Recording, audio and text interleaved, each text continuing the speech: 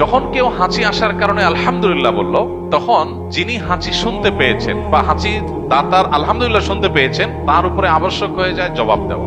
এই যে সৌজন্যতা শিক্ষা।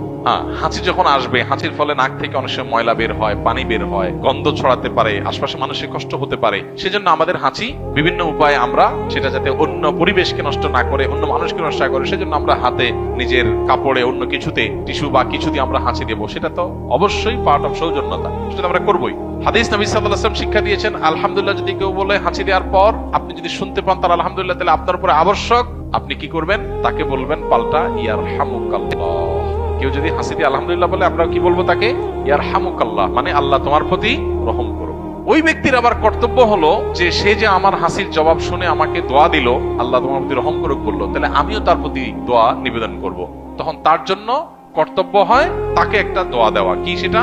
ইয়াহদিকুমুল্লাহ ওয়া ইউসলিহ বালাকুম। বাস এতটুকু এন্ডিং, এরপর আর পাল্টাপাল্টি নাই। তাহলে তো সারাদিন দিতে থাকতে হবে। তাহলে আলহামদুলিল্লাহ বললে হাসি দেওয়ার পর জবাবে কি বলতে হবে? ইয়ারহামুকাল্লাহ। ইয়ারহামুকাল্লাহ শোনার পর যিনি হাসি দিয়েছেন তার আবার জবাবে কি বলতে হবে? প্রত্যুত্তরে কি বলতে হবে? ইয়াহদিকুমুল্লাহ ওয়া ইউসলিহ বালাকুম। কত চমৎকার অর্থবহ দোয়া। আল্লাহ আপনাকে হেদায়েত দান করুক, সঠিক পথ দেখাক এবং আপনার অবস্থা সংশোধন করে দিন, আপনার অবস্থা ঠিকঠাক করে দিন। একটা দোয়া।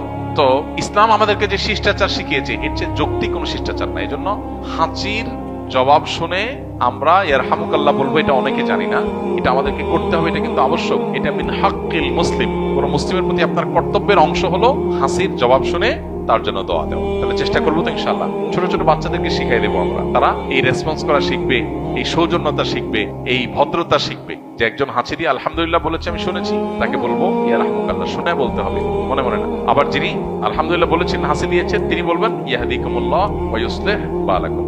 এই একটা সুন্নাত আমাদের সমাজ থেকে হারিয়ে গেছে, আমরা অনেকে জানিও না। এটা বিস্তার করবো তো ইনশাআল্লাহ। এটা